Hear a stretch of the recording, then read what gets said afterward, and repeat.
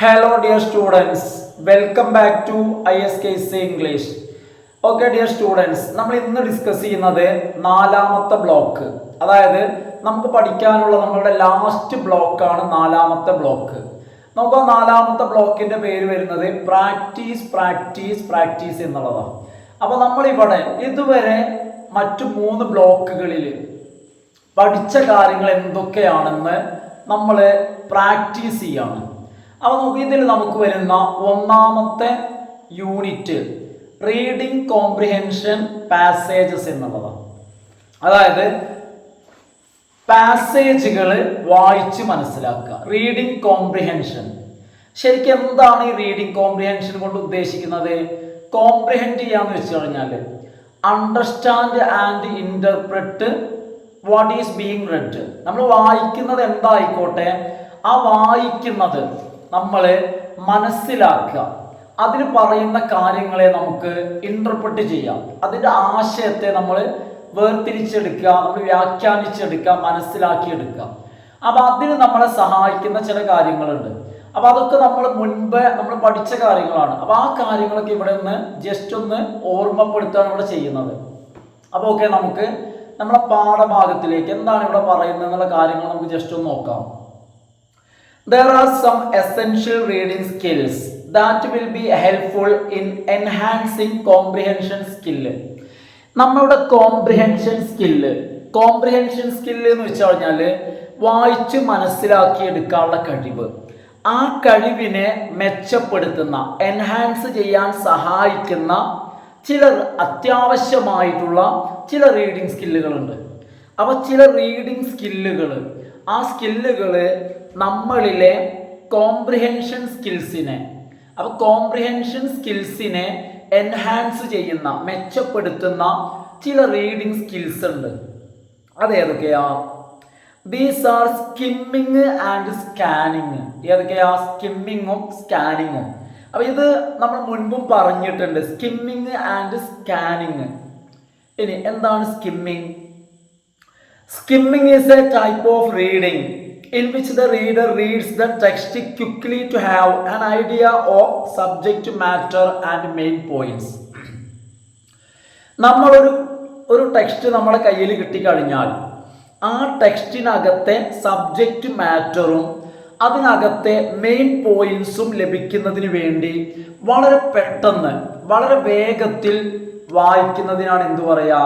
Skimming എന്ന് പറയാം.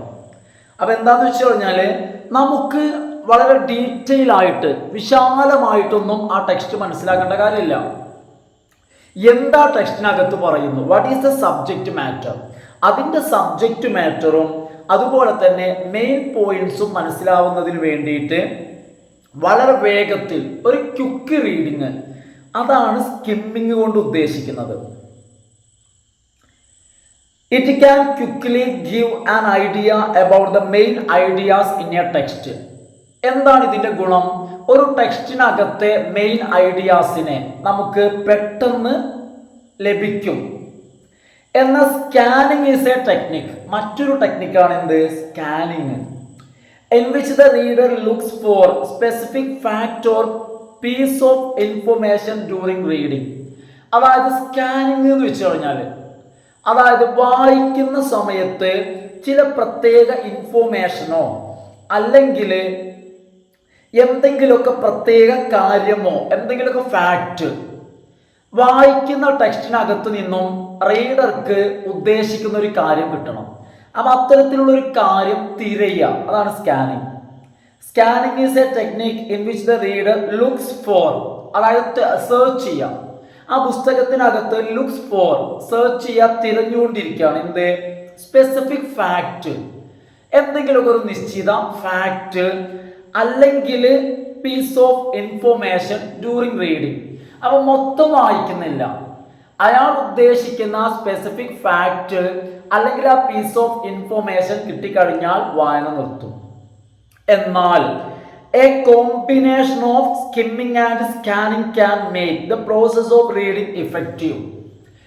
നമ്മൾ വായിക്കുമ്പോൾ ഇത് രണ്ടും കൂടി കമ്പൈൻ ചെയ്ത് കഴിഞ്ഞാൽ, ഇതിൻ്റെ ഒരു കോമ്പിനേഷൻ, സ്കിമ്മിങ്ങും സ്കാനിങ്ങും കമ്പൈൻ ചെയ്താൽ, രണ്ടും കൂടെ കൂട്ടിച്ചേർത്താൽ നമ്മുടെ റീഡിങ്ങിനെ നമുക്ക് വളരെ ഇഫക്റ്റീവ് ആക്കാൻ പറ്റും. നോക്കൂ, ഇനി എന്താന്ന് വെച്ച് കഴിഞ്ഞാൽ ഈ ടെക്സ്റ്റിൽ ഒരു 5ഓളം പാസേജസ് തന്നിട്ടുണ്ട്. 5 അല്ല 6 പാസേജ് തന്നിട്ടുണ്ട്. ആ പാസേജ് വായിച്ചിട്ട് ആ പാസേജിന് താഴെ, ഓരോ പാസേജിനും താഴെ ചോദ്യങ്ങളുണ്ട്.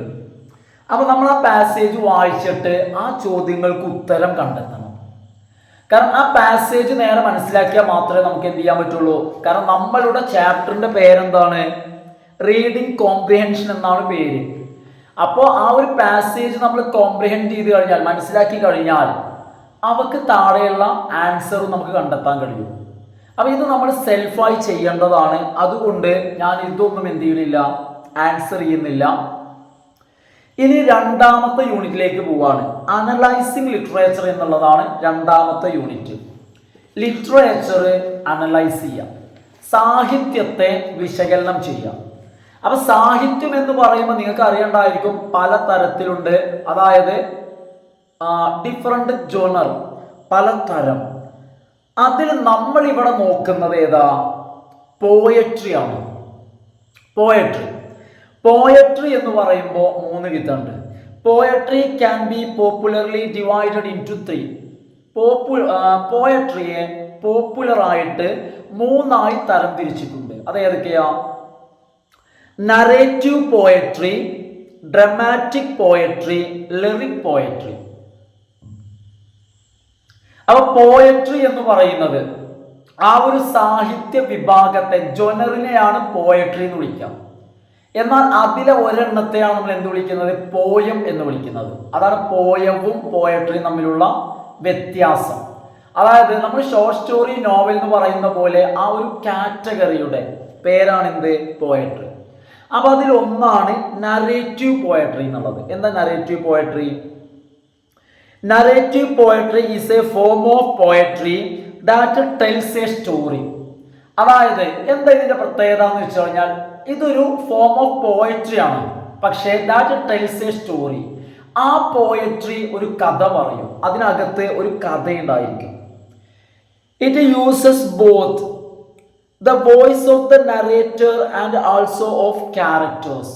അപ്പൊ ആ കഥയില് ചിലപ്പോൾ ആരുണ്ടായിരിക്കാം? നറേറ്റർ ആയിരിക്കാം കഥ പറയുന്നത്, അല്ലെങ്കിൽ അതിൽ കഥാപാത്രങ്ങൾ ഉണ്ടായിരിക്കാം. ചിലപ്പോൾ ആ കഥയിലെ ശബ്ദം എന്ന് പറയുന്നത് നറേറ്ററുടെ ശബ്ദമായിരിക്കാം. Both voice of narrator and also characters. ക്യാരക്ടേഴ്സിന്റെയും നറേറ്ററുടെയും ശബ്ദമായിരിക്കും, അത് യൂസ് ചെയ്യാം, രണ്ടും യൂസ് ചെയ്യാം. ഇനി നറേറ്റീവ് പോയട്രി എന്ന് പറയുമ്പോൾ പ്രധാനമായിട്ടും 2 മേജർ ടൈപ്സ് ഉണ്ട്. ഏതൊക്കെയാ? എപ്പിക്കും അതുപോലെ തന്നെ ബാലഡും. Epics and ballads. എന്താണ് എപ്പിക് എന്ന് പറഞ്ഞു കഴിഞ്ഞാൽ? Epics are long narrative poems. Epic എന്ന് പറഞ്ഞാൽ വലിയ കവിതകളാണ്, ഒരുപാട് വരികൾ ഉണ്ടാവും. Examples of epics are Homer's Iliad and Odyssey. Famous Greek റൈറ്ററാണ് ആര്? ഹോമർ. അദ്ദേഹത്തിന്റെ ഇലിയഡും ഒഡീസിയും എപ്പിക്കിന് ഉദാഹരണമാണ്. ഇനി വളരെ ഫേമസ് ആയ ഇന്ത്യൻ എപ്പിക്കുകളുണ്ട്. ഏതൊക്കെയാ? Mahabharata and Ramayana are 2 of the oldest epics of the world. ലോകത്തിലെ തന്നെ വളരെ പഴയ 2 പ്രധാനപ്പെട്ട എപ്പിക്കുകളാണ് ഏത്? Mahabharata and Ramayana. It should be noted that Mahabharata is narrated by Vaishambhayana to Janamejaya. Mahabharata narrate ചെയ്യുന്നത്, മഹാഭാരത കഥ പറയുന്നത് വൈശമ്പായനയാണ്. ആർക്കാണ് വൈശമ്പായന കഥ പറഞ്ഞു കൊടുക്കുന്നത്? ജനമേജയക്കാണ് കഥ പറഞ്ഞു കൊടുക്കുന്നത്. പറയുന്ന ആൾ വൈശമ്പായന, കേൾക്കുന്ന ആൾ ജനമേജയ. ദ കുരുക്ഷേത്ര വാർ, മഹാഭാരതത്തിൽ പറയുന്ന പ്രധാനപ്പെട്ട അല്ലെങ്കിൽ അതിന്റെ ബേസ് ആണ് എന്ത്? Kurukshetra war is narrated by Sanjaya. Sanjaya narrate ചെയ്യുന്ന, സഞ്ജയൻ പറയുന്ന Kurukshetra war and is contained within Vaishampayana's narration. വൈശമ്പായനന്റെ വിവരണത്തിൽ ഈ കുരുക്ഷേത്ര വാർ വരുന്നുണ്ട്. ഇനി അപ്പോ നറേറ്റീവ് പോയം അതിൽ വരുന്നതാണ് ഏത്? നറേറ്റീവ് പോയട്രിയിൽ ഏത് വരുന്നുണ്ട്? എപ്പിക് വരുന്നുണ്ട്. എപ്പിക്കിനെ കുറിച്ച് പറഞ്ഞു. പിന്നെ വരുന്നതാണ് ബാലഡ്. എന്താണ് ballad? A ballad is a type of narrative poem that tells the story and is traditionally set to music. അതായത് ബാലഡും എന്തുതന്നെയാണ്? ഒരു ടെൽസ് ദ സ്റ്റോറി, സ്റ്റോറി പറയുന്ന ഒരു നറേറ്റീവ് പോയം തന്നെയാണ് ബാലഡും. ബാലഡും ഒരു നറേറ്റീവ് പോയമാണ്. ട്രഡീഷണലി സെറ്റ് മ്യൂസിക്, അതിൻ്റെ ഒരു പരമ്പരാഗതമായ ശൈലി എന്ന് പറയുന്നത് അതിന് ഒരു മ്യൂസിക് അതിനുണ്ടായിരിക്കും, ഒരു താളം. Popular narrative ballad was usually pass down orally. ഇനി ഫേമസ് ആയിട്ടുള്ള ബാലഡുകൾ എന്ത് ചെയ്യാറില്ല? എഴുതാറില്ല. അത് കൈമാറ്റം ചെയ്യപ്പെടുന്നത് ഓറലി. നമ്മുടെ നാട്ടിലെ നാടൻ പാട്ടുകൾ പറയില്ലേ, ഫോക്ക് സോങ്സ്, അതുപോലെ തന്നെയാണ് ഇത് ഓറലിയാണ് എന്ത് ചെയ്യുന്നത്? ഇത് പാസ് ചെയ്യുന്നത്. Traditionally ballads R typically unknown authorship. മറ്റൊരു ബാലഡിന്റെ പ്രത്യേകതയാണ് അതിന്റെ ഓതർഷിപ്പ് അൺനോൺ ആയിരിക്കും. ആരാണ് എഴുതിയെന്ന് അറിയില്ല. ബാലഡിന് ചില എക്സാമ്പിൾ ആണ് ഇത്. ഒരു എക്സാമ്പിൾ ആണ് ballad of sir Patrick Spens. എന്താ ഇതിന്റെ പ്രത്യേകത എന്ന് വെച്ച് കഴിഞ്ഞാൽ a work of unknown authorship. ഈ sir Patrick, ballad of sir Patrick Spens എന്നുള്ളതിന്റെ ഓതർ ആര് എഴുതി എന്നുള്ളത് അൺനോൺ ആണ്. അപ്പൊ നമ്മൾ ഇത്രയും പറഞ്ഞത് കവിതയിലെ ഒരു വിഭാഗമായിട്ടുള്ള നറേറ്റീവ് പോയട്രി. ഇനി നമ്മൾ പറയുന്നത് ഡ്രമാറ്റിക് പോയട്രി ആണ്. ഏതാണ്? Dramatic poetry. Dramatic poetry is of 3 types. 3 തരമുണ്ട്. First drama. ഒന്നാമത്തെ ഏതാ? ഡ്രാമ റിട്ടൺ ഇൻ വേഴ്സ്, അതായത് വരികളിലായിട്ടാണ്. അതായത് വേഴ്സിലാണ് എന്ത് ചെയ്യണത്? ഗദ്യ രൂപത്തിൽ വേഴ്സിലാണ് എഴുതുന്നത്. The second is dramatic monologue. അതുപോലെ തന്നെ തേർഡ് ഈസ് സോളിലോക്കി. അപ്പോ ഡ്രമാറ്റിക് പോയട്രിയിൽ 3 ടൈപ്പ് ഉണ്ട്. ഏതൊക്കെയാ 3 type? Drama, dramatic monologue and then സോളിലോക്കി. എന്താണ് അപ്പൊ ഡ്രാമ എന്ന് പറഞ്ഞു കഴിഞ്ഞാൽ എന്താണെന്ന് പറയേണ്ട കാര്യമില്ലല്ലോ, നാടകം നമുക്കൊക്കെ അറിയാം. ഇനി എന്താണ് ഡ്രമാറ്റിക് മോണോലോഗ്? എന്താണ് ഡ്രമാറ്റിക് മോണോലോഗിന് ഒരു ബെസ്റ്റ് എക്സാമ്പിൾ ആണ് റോബർട്ട് ബ്രൗണിങ്ങിന്റെ poem my last duchess is a dramatic monologue. എന്താ poem? A duke is a speaker and there is a listener. ഈ കവിതയിൽ സംസാരിക്കുന്ന ഒരു ഡ്യൂക്കും ആ സംസാരം കേൾക്കുന്ന ഒരു ലിസണറും ഉണ്ട്. ഡ്യൂക്ക് എന്ന് പറഞ്ഞാൽ പ്രഭു, അതുപോലെ തന്നെ ആ സംസാരം കേൾക്കുന്ന ഒരു ലിസണറും ഉണ്ട്. As the poem opens the Duke says that is my last duchess painted on the wall. അതായത് ഇവിടെ ഡ്യൂക്കിന് ഒരു വിവാഹവുമായിട്ട് വന്നിരിക്കുകയാണ് ആ ഒരു ലിസണർ. അപ്പൊ തന്റെ മുൻ ഭാര്യയുടെ ചിത്രം കാണിച്ചു കൊടുത്തുകൊണ്ട് ഡ്യൂക്ക് സംസാരിക്കാണ്, ഇതാണ് എൻ്റെ ലാസ്റ്റ് ഡച്ചസ്, എൻ്റെ അവസാനം ഉണ്ടായിരുന്ന ഭാര്യ. അവൾ മരണപ്പെട്ടു പോയല്ലോ. അവൾ എങ്ങനെയാണ് മരിച്ചത്, അവളുമായി ബന്ധപ്പെട്ട കാര്യങ്ങളൊക്കെ സംസാരിക്കുന്ന ആളാണ് ആര്? ഡ്യൂക്ക്. മാത്രമല്ല looking as if she were alive. അവളുടെ ചിത്രത്തിലേക്ക് നോക്കിയിട്ട് ഇങ്ങനെ പറയാണ്, അവളിങ്ങനെ കണ്ടു കഴിഞ്ഞാൽ ജീവനുള്ള പോലെ ഉണ്ട്. ഇതൊക്കെ പറയുമ്പോൾ ആ ലിസണർ ഇതിങ്ങനെ കേട്ട് നിൽക്കാണ്. ഇവിടെ the readers understand that the Duke is the narrator. ഇവിടെ ഈ കവിത കേട്ട് കഴിഞ്ഞാൽ നറേറ്റർക്ക്, കവിത കേട്ട് കഴിഞ്ഞാൽ റീഡർക്ക് ഇവിടെ കാര്യങ്ങൾ പറയുന്നത് ഡ്യൂക്കാണെന്ന് മനസ്സിലാവും. And also understand from the lines that there is A listener. അതുപോലെ തന്നെ കവിതയുടെ വരികളിൽ നിന്നും ഒരു നറേറ്റർ മാത്രമല്ല, അയാൾ പറയുന്നതെല്ലാം കേൾക്കാൻ ഒരു ലിസണർ ഉണ്ടെന്നും റീഡേഴ്സിന് മനസ്സിലാവും. ഇനി എന്താണ് സോളിലോക്കി എന്നുള്ളതാ? മലയാളം ആത്മകഥം. സോളിലോക്കിയുടെ മലയാളം എന്താ? ആത്മകഥം. ഇൻ ഷേക്സ്പിയേഴ്സ് ഹാംലെറ്റ്, ഷേക്സ്പിയറിന്റെ ഫേമസ് ആയ നാടകമാണ് ഇത് ഹാംലെറ്റ്. ആ നാടകത്തില് the protagonist Hamlet utters the famous soliloquy. ഏതാണ് ഫേമസ് ആയ soliloquy? To be or not to be. അപ്പൊ സോളിലോക്കി എന്ന് പറഞ്ഞാൽ ആത്മകഥം എന്ന് വെച്ച് കഴിഞ്ഞാൽ ഒരു ക്യാരക്ടർ സ്വയം നിന്ന് സംസാരിക്കാം, അയാളുടെ ഉള്ളിലുള്ള ചിന്തകൾ അയാൾ സ്വയം സംസാരിക്കാം. അപ്പോൾ ഹാംലെറ്റ് സ്വയം സംസാരിക്കാണ് to be or not to B.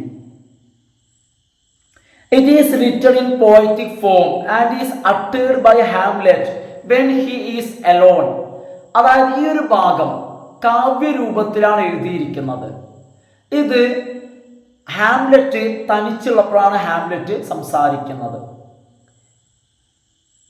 In a soliloquy, ഒരു സോളിലോക്കിയില് ആത്മകഥത്തില് a character speaks his thoughts to himself. ഒരു കഥാപാത്രം അയാളെ ചിന്തകള് അയാൾ സ്വയം സംസാരിക്കും. Is not directly addressing anyone, ഏതൊരാളെയും, അതായത് ഒരു ലിസണറെ അഡ്രസ് ചെയ്യാതെ, അഭിസംബോധന ചെയ്യാതെ, മറ്റൊരാളെ അഭിസംബോധന ചെയ്യാതെ അല്ലെങ്കിൽ മറ്റൊരാളെ നോക്കി പറയാതെ ഒരു ക്യാരക്ടർ അയാളുടെ ഉള്ളിലെ ചിന്തകള് അയാളുടെ ഉള്ളിൽ നിന്നും പുറത്തേക്ക് വരും. അതിങ്ങനെ അയാൾ സ്വയം പറയാം. ദാറ്റ് ഈസ് സോളിലോക്കി, അതായത് ആത്മകഥം. ഇനി മൂന്നാമത്തെ ടൈപ്പാണ്, അതായത് ലിറിക് പോയട്രി ആണ്. എന്ത്? മൂന്നാമത്തെ ടൈപ്പ് ലിറിക് പോയട്രി. നോക്കൂ, lyric poems are short poems. Lyric poem എന്ന് പറഞ്ഞാൽ ഷോർട്ട് പോയമാണ്, ചെറിയ കവിതകളാണ്. Sung to the accompaniment of a lyre, ഒരു ലയറിന്റെ അകമ്പടിയോട് കൂടിയാണ് അത് പാടുന്നത്. അവ ലിറിക് പാടാൻ വേണ്ടിയിട്ടാണ്. അത് പാടുമ്പോൾ ഉപയോഗിക്കുന്ന മ്യൂസിക് ഇൻസ്ട്രുമെന്റ്, വാദ്യോപകരണമാണ് ഇത്, ലയർ. ഇനി ലിറിക് എന്ന വാക്കുണ്ടായിരിക്കുന്നത് from that Greek word lyre. Lyre എന്ന് പറയുന്ന ഗ്രീക്ക് പദത്തിൽ നിന്നാണ്. എന്താണ് ആ ലയർ എന്ന ഗ്രീക്ക് പദത്തിന്റെ അർത്ഥം? മീൻസ് സ്ട്രിങ്ഡ് മ്യൂസിക്കൽ ഇൻസ്ട്രുമെന്റ്, അതായത് ചരടുള്ള, അല്ലെങ്കിൽ നമ്മളിങ്ങനെ പറയില്ല കമ്പി, നമ്മളിങ്ങനെ കൈകൊണ്ട് ഇങ്ങനെ ഇതാക്കൂലേ, അത്തരത്തിലുള്ള വാദ്യോപകരണം എന്ന അർത്ഥം വരുന്ന ലെയർ എന്ന പദം. There are many types of lyric poems. ഇനി ലിറിക്കുകൾ തന്നെ പല തരമുണ്ട്. ഏതൊക്കെയാണ്? ഓഡ് ഉണ്ട്, എലിജി ഉണ്ട്, സോണറ്റ് ഉണ്ട്. അപ്പോൾ ലിറിക്ക് പലതരമുണ്ട്. ഏതൊക്കെയാണ് പ്രധാനപ്പെട്ട വിഭാഗങ്ങള്? Odd, elegy, Sonet. ഇതൊക്കെ ലിറിക്കിന്റെ വകഭേദങ്ങളാണ്. എന്താണ് ഓഡ് പറഞ്ഞ? An ode is an addresser. It is a formal ceremonious lyric poem that addresses and often celebrates a person, place, thing or idea. ഒരു ആശയത്തെയോ വസ്തുവിനെയോ സ്ഥലത്തെയോ വ്യക്തിയെയോ അഭിസംബോധന ചെയ്തിട്ടോ അല്ലെങ്കിൽ അതിനെ കുറിച്ചോ ആഘോഷിച്ചുകൊണ്ടോ പാടുന്ന കവിതയാണ്. അപ്പൊ ആ കവിതയിൽ അതിനെക്കുറിച്ച് പറയുന്നുണ്ടാവും, വളരെ സെലിബ്രേറ്റ് ചെയ്തുകൊണ്ട്, ഒരു വളരെ എന്ത് ചെയ്യാണ്, ഗംഭീരമായിട്ട്. ഇപ്പൊ എക്സാമ്പിൾ പറയുകയാണെങ്കിൽ examples of odd on a Nightingale. ഇവിടെ ഈ കവിതയിൽ കവി നൈറ്റിംഗേളിനെ വിസ്തരിക്കുകയാണ്, അതിന്റെ സന്തോഷത്തെ കുറിച്ച് പറയാണ്, ഭയങ്കര സംഭവമായിട്ട്. അപ്പൊ അതിനെ അഡ്രസ് ചെയ്തിട്ട്, അതിനെ അഭിസംബോധന ചെയ്തിട്ട് പറയാം. അതുപോലെ തന്നെ ഇത് ode on a nightingale by John Keats ആണ്. എന്നാൽ ode to a west wind, ഈ കവിത പറയുന്നത് വെസ്റ്റ് വിൻഡിനോടാണ്. ആദ്യത്തെ കവിത പറയുന്നത് ആരോടാ? നൈറ്റിംഗേളിനോട് പറയാണ്. അവിടെ അഡ്രസ് ചെയ്യുന്ന നൈറ്റിംഗേളിനെ ആണെങ്കിൽ ഇവിടെ അഡ്രസ് ചെയ്യുന്നത് വെസ്റ്റ് വിൻഡിനെയാണ്. ഇത് PB ഷെല്ലിയുടെ കവിതയാണ്. ഇനി എലിജി എന്ന് പറഞ്ഞാൽ എന്താണ് elegy? And elegy is a poem of mourning. വിലാപത്തിന്റെ, ദുഃഖത്തിന്റെ ഗാനമാണ് എലിജി. അപ്പൊ എപ്പോഴത് എഴുതുക? It is a poem written in mourning at the passing away of someone. ആരെങ്കിലും മരണപ്പെട്ടാൽ, പാസിംഗ് അവേ, വേണ്ടപ്പെട്ടവർ മരണപ്പെട്ട് കഴിഞ്ഞാൽ അവരെ കുറിച്ച് എഴുതുന്ന ദുഃഖഗാനം, അതാണ് എലിജി. ഇനി ഈ poem that has a pensive and melancholic mood and tone can also be called an elegy. അപ്പൊ എന്താന്ന് വെച്ച് കഴിഞ്ഞാല് വളരെ ശോകമായിരിക്കും, അത് മെലങ്കളിക് ആയിരിക്കും, ശോകം. A poem that has a pensive and melancholic mood, വളരെ ദുഃഖകരമായിരിക്കും, ശോകമായിരിക്കും. Tone can also be called an elegy, അത്തരത്തിലുള്ള ഒരു ടോണുമായി, അതുകൊണ്ടാണ് അതിനെന്ത് എലിജി എന്ന് വിളിക്കുന്നത്. ആൻഡ് ടോൺ ഉണ്ടോ, മെലങ്കളിക് മൂഡ് ആൻഡ് ടോൺ, ശോകസ്വരമായിരിക്കും, അതുകൊണ്ടാണ് അതിനെ എലിജി എന്ന് വിളിക്കുന്നത്. എലിജിക്ക് എക്സാമ്പിൾ ആണ് ലിസിഡാസ്, ജോൺ മിൽട്ടന്റെ ലിസിഡാസ്. എപ്പോഴാണ് ജോൺ മിൽട്ടൺ ഇത് എഴുതിയത്? Who wrote it to commemorate the death of Edward King. King എഡ്വേർഡിന്റെ മരണത്തെ സ്മരിച്ചുകൊണ്ട്, കമ്മെമ്മറേറ്റ് സ്മരിക്കുക, ഓർമ്മിച്ചുകൊണ്ട് എഴുതിയതാണ് ലിസിഡാസ്. അടുത്ത ലിറിക്കിന്റെ വിഭാഗമാണ് ഏത്? സോണറ്റ്. എന്താ sonnet? A sonnet is a lyric poem of 40 lines. 14 വരികളുള്ള ഒരു ചെറു കവിതയാണ് സോണറ്റ്. ഇനി സോണറ്റിലും there are many types of sonnets, like പല വിധമുണ്ട്. പെട്രാർക്കൻ സോണറ്റ് ഉണ്ട്, ഷേക്സ്പീരിയൻ സോണറ്റ് ഉണ്ട്, സ്പെൻസേറിയൻ സോണറ്റ് ഉണ്ട്. ഇതൊക്കെ കവികളുടെ പേരാണ്. അവരുടെ പേരിലൊക്കെ സോണറ്റ്, 3 കവികളുടെ പേരാണ് പറഞ്ഞത്. ഇവരൊക്കെ 3 കാലഘട്ടമാണ്, അതുപോലെ തന്നെ സ്ഥലങ്ങളുമാണ്. ഇനി നിങ്ങൾക്കറിയാം റൈം സ്കീം. അപ്പൊ നമ്മൾ ഇവിടെ പറയുന്നത്, നിങ്ങൾക്കറിയില്ല റൈം സ്കീം എങ്ങനെ കണ്ടുപിടിക്കാന്നൊക്കെ. ഇവിടെ സോണറ്റിന്റെ റൈം സ്കീമിനെ കുറിച്ചാണ് പറയുന്നത്. The rhyme scheme of a Shakespearean sonnet. എന്താണ് ഷേക്സ്പീരിയൻ സോണറ്റിന്റെ rhyme scheme? A B A B, C D C D, E F E F, G G. ഇതായിരിക്കും, അതായത് ഈ ക്രമത്തിലായിരിക്കും റൈമിംഗ് ആയിട്ട് വരിക. എന്നാ the rhyme scheme of a Petrarchan sonnet, എന്ന പെട്രാർക്കൻ സോണറ്റിന്റെ റൈം സ്കീം എന്താ? Is A B B A, A B B A, C D E, C D E, or അല്ലെങ്കിൽ ചെറിയൊരു മാറ്റം C D C, C D C. അപ്പോൾ ഒന്നുകിൽ C D E വരും, അല്ലെങ്കിൽ സി ഡി സി വരും. ഇനി സ്പെൻസേറിയൻ സോണറ്റിന്റെ റൈം സ്കീമോ A B A B, B C B C, C D C D, E E. അപ്പൊ നമുക്കിത് എങ്ങനെ കണ്ടെത്താന്ന് അറിയണ്ടായിരിക്കും. അതായത് നമ്മൾ ഓരോ ലൈനിന്റെയും അവസാന വാക്കുകൾ നോക്കുക, അത് ഒരേപോലെ വരുന്ന വാക്കുകൾക്ക് ഒരേ ലെറ്റർ കൊടുക്കുക. അങ്ങനെയാണ് ഈ ഒരു ജോഡി നമുക്ക് ലഭിക്കുന്നത്. ഇനി ഫിഗർ ഓഫ് സ്പീച്ച്. എന്താ ഫിഗർ ഓഫ് സ്പീച്ച് എന്ന് പറഞ്ഞാൽ? കവിതയിലെ അലങ്കാരങ്ങൾ, ഫിഗർ ഓഫ് സ്പീച്ച്, അല്ലെങ്കിൽ ഫിഗേഴ്സ് ഓഫ് സ്പീച്ച്, അല്ലെങ്കിൽ പോയറ്റിക് ഡിവൈസ്, അലങ്കാരങ്ങൾ. ഒന്നാമത്തേത് സിമിലി, കേട്ടിട്ടുണ്ടാവും, കമ്പയർ ചെയ്യാൻ വേണ്ടിയിട്ട് അല്ലെ. സിമിലീസ് കമ്പയർ ദ ലൈക്ക്നെസ്സിനെ, സാമ്യതയെ കമ്പയർ ചെയ്യുന്നതാണ് simile. Often use the word like or as. ഇവിടെ കമ്പയർ ചെയ്യുന്നതിന് വേണ്ടി പലപ്പോഴും ലൈക്കോ ആസോ ഉപയോഗിക്കും. Example, oh my love is like a red rose. ഇവിടെ ലവ് എന്നുള്ളതിനെ ലൈക്ക് ഉപയോഗിച്ച് കമ്പയർ ചെയ്തു റെഡ് റോസുമായിട്ട്. അടുത്തത് metaphor. A metaphor describes something as another. ഒന്നിനെ മറ്റൊന്നായിട്ട് പറയാം. ഒന്നിനെ മറ്റൊന്നായിട്ട്, പോലെ എന്നല്ല, ഒന്നിനെ മറ്റൊന്നായിട്ട് പറയാം.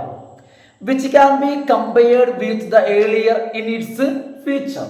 സവിശേഷത കൊണ്ട് ഒന്നിനെ മറ്റൊന്നുമായിട്ട് എന്ത് ചെയ്യാം? ഡിസ്ക്രൈബ് ചെയ്യാം. Metaphor is understood that. എന്താ metaphor? Something is something else. Metaphor എന്ന് വെച്ച് കഴിഞ്ഞാൽ സംതിങ് ഈസ് സംതിങ് എൽസ്, ഒന്ന് മറ്റൊന്നാണ്. And not that something is like. ഏതുപോലെയല്ല? ഒന്ന് മറ്റൊന്നിനെ പോലെയല്ല, പകരം ഒന്ന് മറ്റൊന്ന് ആണ് എന്ന് പറയാം. Example, beauty is truth. Beauty എന്ന് പറഞ്ഞാൽ അത് ട്രൂത്ത് ആണ്, ട്രൂത്ത് പോലെ എന്നല്ല. Truth is beauty. ട്രൂത്ത് എന്ന് പറഞ്ഞാൽ അതെന്തുവാണ്? ബ്യൂട്ടിയുമാണ്, പോലെയല്ല. ഇനി അടുത്തതാണ് സിനക്ഡൊക്കി. സിനക്ഡൊക്കി എന്താണ്? A part of something is taken as a whole. അതായത് ഒരു വസ്തുവിന്റെ ഭാഗത്തെ മുഴുവൻ ആ വസ്തുവായിട്ട് കാണാം. ഇപ്പൊ ഒരാളുടെ കൈയാണെങ്കിൽ ആ കയ്യിനെ ഒരു വ്യക്തിയായിട്ട് കാണാം. കയ്യിനെ വ്യക്തിയായിട്ട് കാണാം.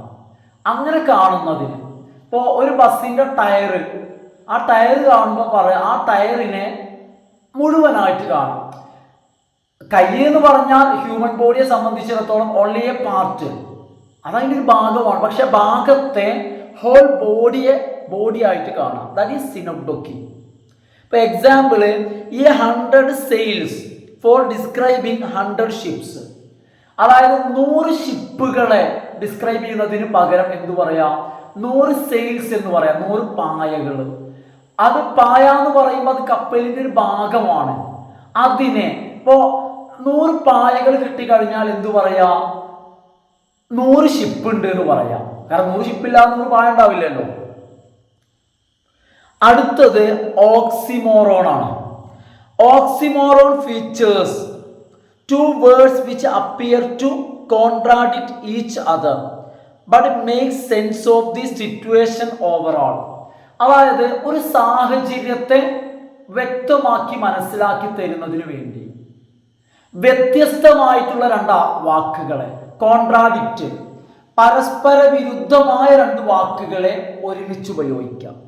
Oxymoron features 2 words which appear to contradict, പരസ്പര വിരുദ്ധമായി കാണുന്ന 2 വാക്കുകൾ എന്ത് ചെയ്യാണ്?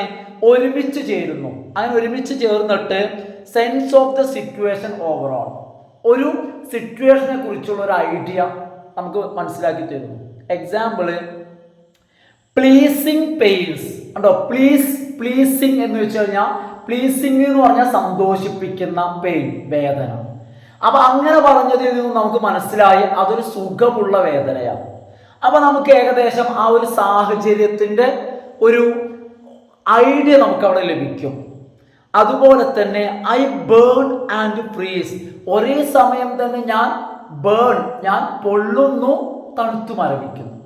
ഇത് രണ്ടും ഉണ്ടോ? അവിടെ വ്യത്യസ്തമായ 2 വാക്കുകൾ, ബേണും ഫ്രീസും.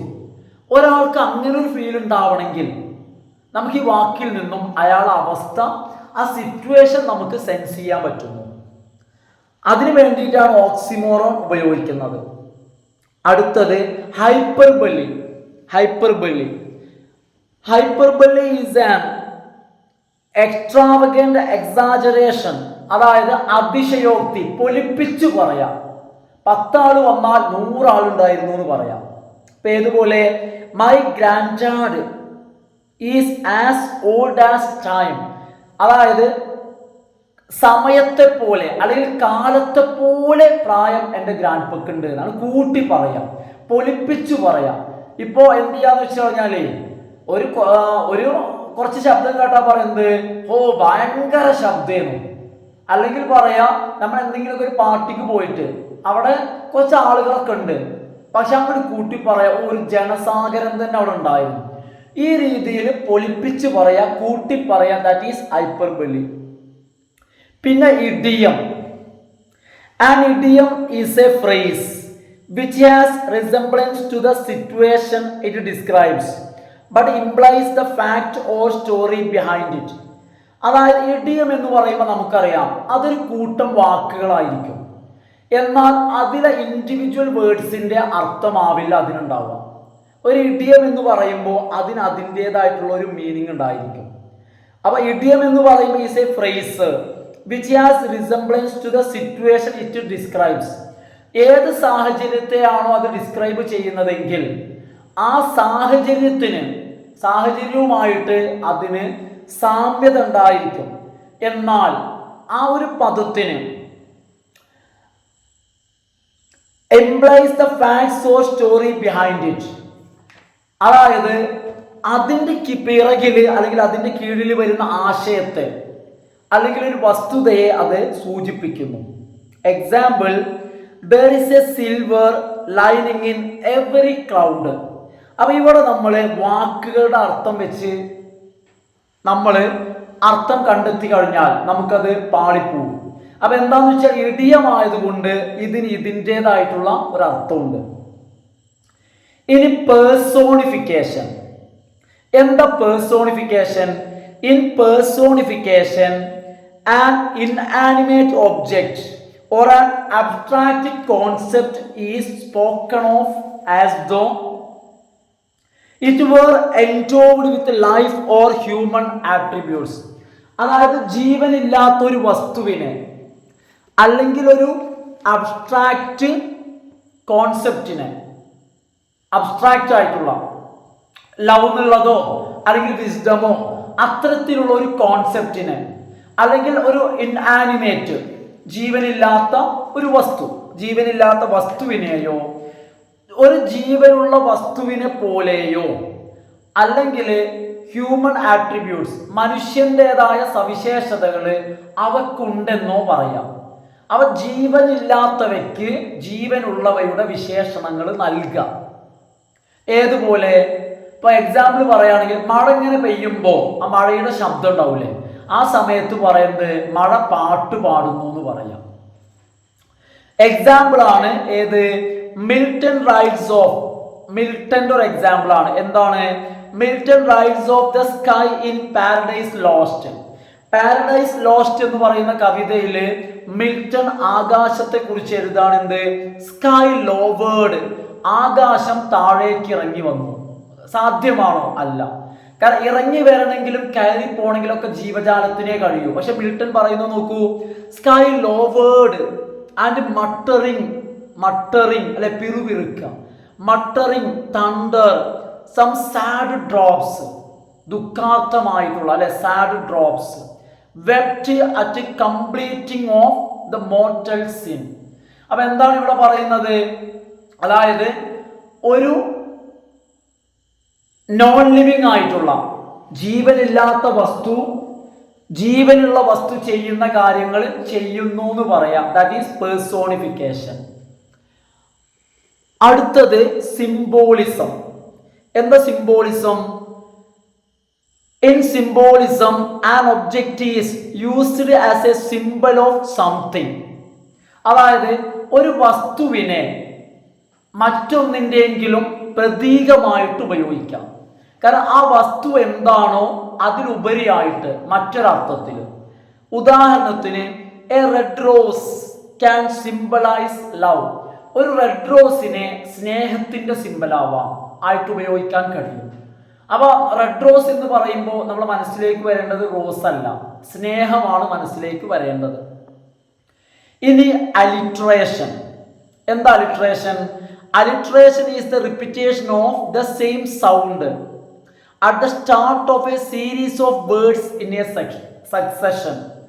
അതായത് ഒരു നിരയിൽ, ഒരു ലൈനിൽ, അതായത് ഒരേ അക്ഷരം കൊണ്ട് തുടങ്ങുന്ന ഒന്നിൽ കൂടുതൽ വാക്കുകൾ വരിക. കണ്ടോ? Repetition of the same sound, ഒരേ സൗണ്ട് റിപ്പീറ്റ് ചെയ്യാം. At the start of A series of words, ഒന്നിൽ കൂടുതൽ വാക്കുകളിൽ. ഇപ്പൊ ഏതുപോലെ? ലവ്, ലൈഫ്, രണ്ടിലും എല്ലുണ്ട്. പക്ഷെ ഈ രണ്ട് വാക്കും ഒരു വരിയിൽ വരണം. ഇതാണ് എന്ത്?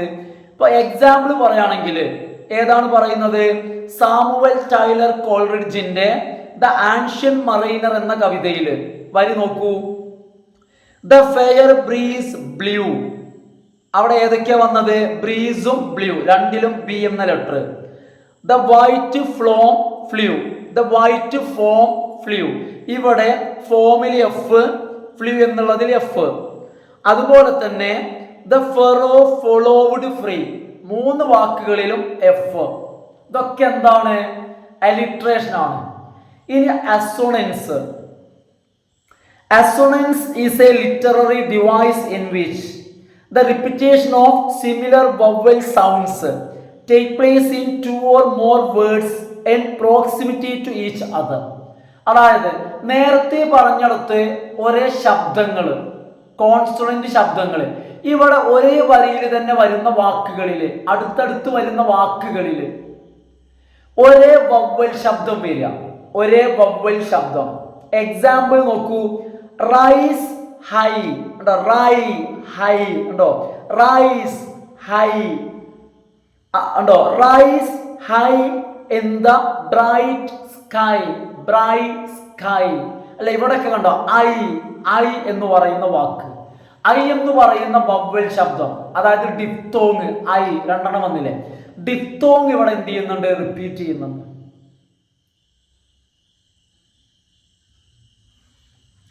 ഇനി ഒണമാറ്റോപ്പിയ എന്ന് പറഞ്ഞാൽ എന്താ? Onomatopoeia is the formation of a word from a sound associated with what is named. അതായത് ഒണമാറ്റോപ്പിയ എന്ന് പറയുമ്പോൾ ഒരു ശബ്ദം, ആ ശബ്ദത്തെ അനുകരിച്ച് രൂപപ്പെട്ട വാക്ക്. കണ്ടോ, formation of a word from a sound, സൗണ്ടിൽ നിന്നും വേർഡ് ഉണ്ടാവാം, സൗണ്ടിൽ നിന്നും വേർഡ്. നോക്കൂ, എക്സാമ്പിൾ പറയാന്ന് വെച്ച് കഴിഞ്ഞാൽ വേർഡ്സ് ലൈക്ക് കുക്കു, ആ കുക്കുവിന്റെ ശബ്ദം അങ്ങനെയാണ്, കുക്കു. അതുപോലെ തന്നെയാണ് സിസിൽ, സിസിൽ. അപ്പൊ ഇത് ഈ ശബ്ദം ഇമിറ്റേറ്റ് ചെയ്തിട്ടാണ്, ശബ്ദത്തെ അനുകരിക്കുക, എന്നിട്ട് അത് വാക്കാക്കി മാറ്റുക. അടുത്തതാണ് പണ്ണ്. പണ്ണ് എന്ന് പറഞ്ഞാൽ ദ്വയാർത്ഥം എന്ന, ഡബിൾ മീനിങ് കേട്ടോ. Pun is a play of words. ഇതെന്താണ്? ഒരു പ്ലേ ഓഫ് വേർഡ്സ്, വാക്കുകളുടെ ഒരു കളിയാണിത്. The pun exploits different possible meanings of a word. ഇവിടെ ഒരു വാക്കിന്റെ പല പല അർത്ഥ സാധ്യതകളെയാണ് ഇവിടെ ഉപയോഗിക്കുന്നത്. അപ്പൊ എന്തുകൊണ്ടാണ് ഇത് സംഭവിക്കുന്നത്? ചില വാക്കുകൾക്ക് പല അർത്ഥങ്ങൾ ഉണ്ടായതുകൊണ്ട്. Example, A horse is A very stable animal.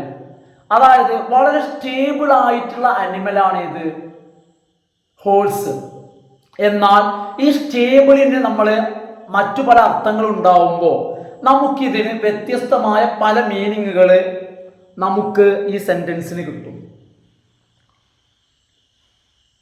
ഇനി അടുത്തതായിട്ട് ഐറണിയാണ്. Irony. Irony is a situation in which something is intended to have a peculiar result has the opposite result. അതായത് നമ്മൾ ഒരു കാര്യം ഉദ്ദേശിക്കുന്നു, നേരെ ഓപ്പോസിറ്റ് റിസൾട്ട് നമ്മൾ ഉദ്ദേശിച്ചതല്ല, ഉണ്ടോ? അതാണ് irony. In which something intended to have a peculiar result has the opposite result. അതായത് ഇപ്പോ ഏതുപോലെ എന്തിനാ പഠിക്കണമെന്ന് ചോദിക്കാം, എന്തിനാ പഠിക്കണം അല്ലേ? അപ്പൊ ഇവിടെ എന്താ, രണ്ട് രീതിയിലുണ്ട് അല്ലേ? അപ്പൊ അതുപോലെ തന്നെ ഇപ്പോ ഏതുപോലെ എന്ന് വെച്ചാൽ നല്ല കാറ്റും മഴയ്ക്കുള്ള ദിവസമാണ്, നല്ല കാറ്റും മഴ, ആ സമയത്ത് എന്തു പറയാ, നല്ല ദിവസമാണ്. അവിടെ ഉദ്ദേശിച്ചത് എന്താ? നേരെ ഓപ്പോസിറ്റ് ആയിട്ടാണ് അല്ലെ, നല്ല ദിവസമാണ്. ഇത്തരത്തിൽ ഇതാണ് ഐറണി. അപ്പൊ നോക്കൂ, ഇനി നെക്സ്റ്റ് പറയുന്നത്, ഇനി ഒരു സ്റ്റോറിയെ നമ്മൾ അനലൈസ് ചെയ്യുമ്പോൾ, ഇത്രയും നമ്മൾ പറഞ്ഞത് പോയത്തിന്റെ കാര്യം.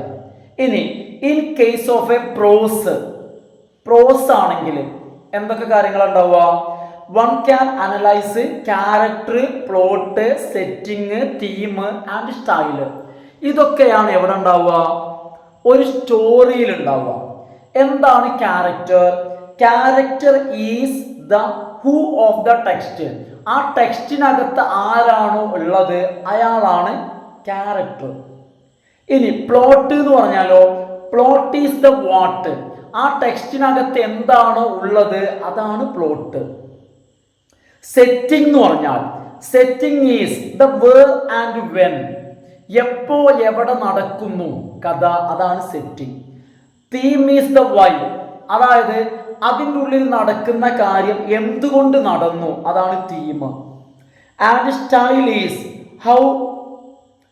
Style is the how of a story. ഒരു കഥ എങ്ങനെയാണ് അവതരിപ്പിച്ചിരിക്കുന്നത്, ഇതാണ് സ്റ്റൈല്. ഇനി ഇതോടൊപ്പം തന്നെ നമുക്ക് ഒരു കഥയെ സംബന്ധിച്ച് അതിൻ്റെ പോയിന്റ് ഓഫ് വ്യൂ അതും കൂടി നോക്കാനുണ്ട്. നോക്കൂ, പോയിന്റ് ഓഫ് വ്യൂ എന്ന് പറഞ്ഞാൽ എന്താ? Point of view is the way A story is told. ഒരു കഥ പറഞ്ഞിരിക്കുന്ന രീതി, ആ രീതിയാണ് നമ്മൾ പോയിന്റ് ഓഫ് വ്യൂ എന്ന് പറയുന്നത്. പ്രധാനമായിട്ടും 3 പോയിന്റ് ഓഫ് വ്യൂ ആണുള്ളത്.